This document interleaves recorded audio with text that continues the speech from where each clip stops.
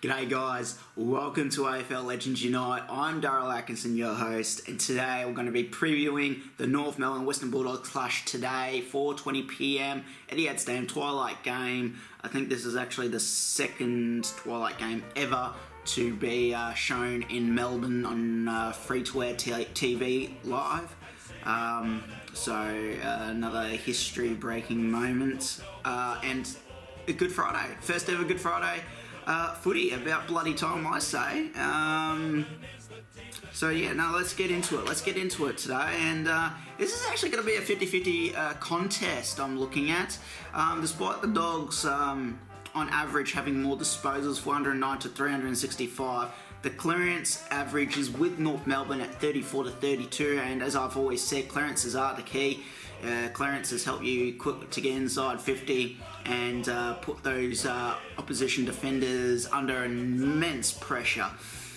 Looking at the inside 50s, 52 to 50 in favour of North Melbourne on average. Contested possession, however, is easily won by the Dogs, 150 to 139 average. Tackles, 78 to 65 in favour of the Dogs. So they're winning there, but hitouts also, this is what clicks. Hitouts and clearances. Hitouts 47 to 32, absolutely smashed by North Melbourne, and that is the average up to here in round 4.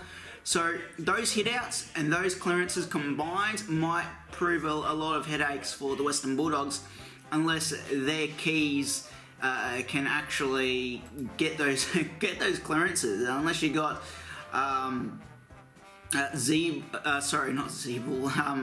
looking at the wrong one here. Yeah, if you got Campbell, Bontempelli, and Liberatore, or Hunter, Dalhouse, and Boyd, are you getting any of them to get those clearances going? Then maybe the Dogs might be in with a chance. But despite the fact North Melbourne have a very young list, it still hasn't, shone them away from producing decent football.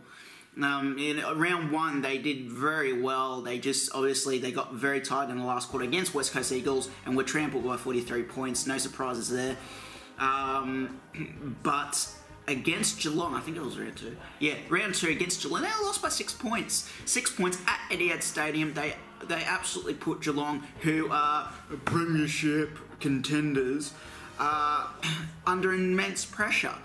And it was absolutely entertaining to watch. And if you're a North Melbourne supporter, and I'm not sure what North Melbourne supporters think, because I'm not in that environment, in the North Melbourne environment, but I would be immensely impressed with the talent you've got. Yes, you do have a decent amount of key players, but you still have decent talent there that's young. It's got a long careers ahead. It's interesting. It's interesting to see where North Melbourne will be in next 3 years' time, providing they keep playing decent football. But this one, I am going to go. I'm going to play safety here. I'm going to go the Dogs by 10 points, just because. They didn't do too well last week, but they don't really have a good history up in Perth. Well, not in the last 2 games anyway. Or the last game was, I think it was the last 2 games, yeah, because they lost by 20 points last year against the shocking Fremantle Dockers in round 23, and ironically they were the last team they lost to, and then again history repeats itself. So it'll be interesting to see how the Dogs respond to this, but. They lost. It was surprising because they got rid of Biggs and Daniels. They're both been omitted, and Dunkley and Smith will come in and take over. Congratulations also to Travis Cloak on playing his 250th, and Lindsay Thomas on his 200th game. Also for those international viewers, Lindsay's got a good nickname. It's called the Duck. Anyway, looking at. I want to look at turnovers, specifically turnovers. That's right. Got to do that. Turnovers, clearances, intercept. Oh, there we go. Intercepts. Come back. Here we go. So we'll start with intercepts. So it's won by the Dogs, but only by 4. So average is 68 to 72. That's not bad for North Melbourne. 68 average. That's not bad. Turnovers are very even at 68 to 67 on average. So that's going to be interesting. It's going to be so crucial to use the ball, but it's been a very inaccurate round. Sorry, it was very inaccurate. I think there were like 4 or 5 teams that were just absolutely shocking in front of goal.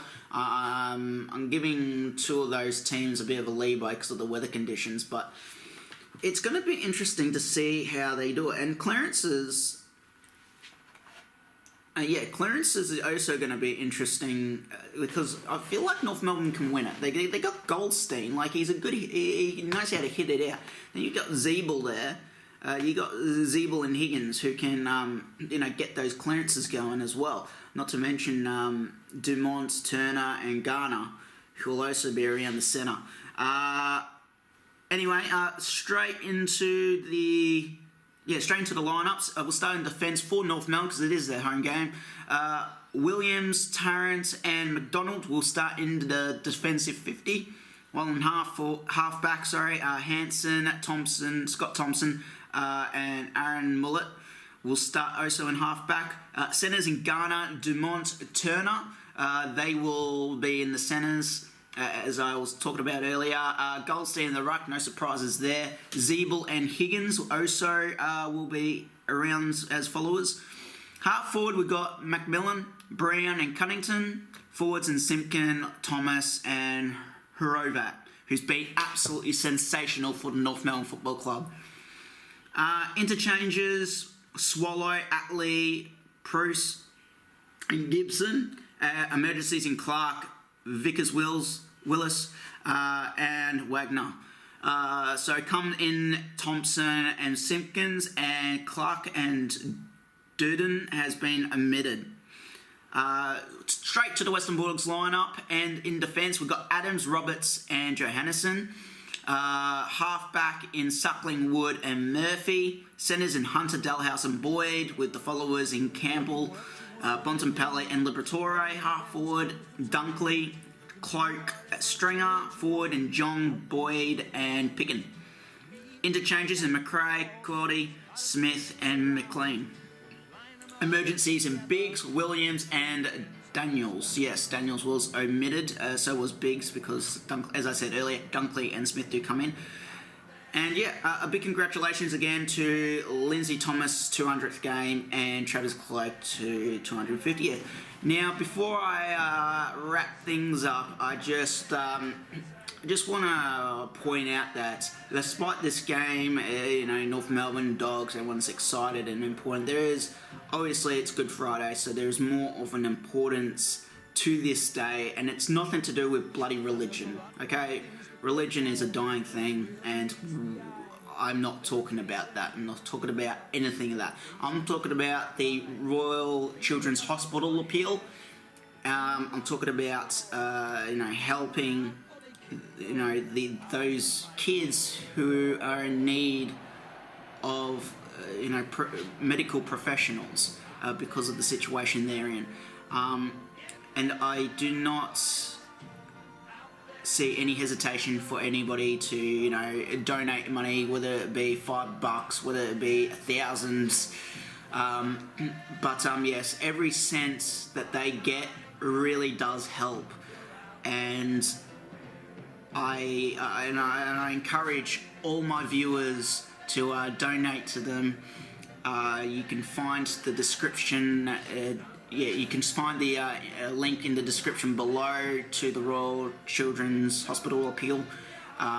Just don't hesitate to give money, guys. It is a very important matter, and it really does help because we can't just. These hospitals can't rely on government funding because, again, government funding comes from borrowed money from other countries. So,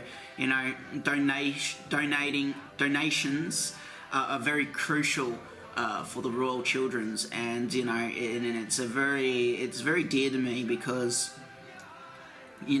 everyone deserves a chance to achieve their goals in life. Everybody, and a lot of kids are going through real hard times, and I just feel like as anybody, it doesn't matter if you're Australian, it doesn't matter if you're Chinese, it doesn't matter if you're Sudanese, everybody has the right to achieve their goals.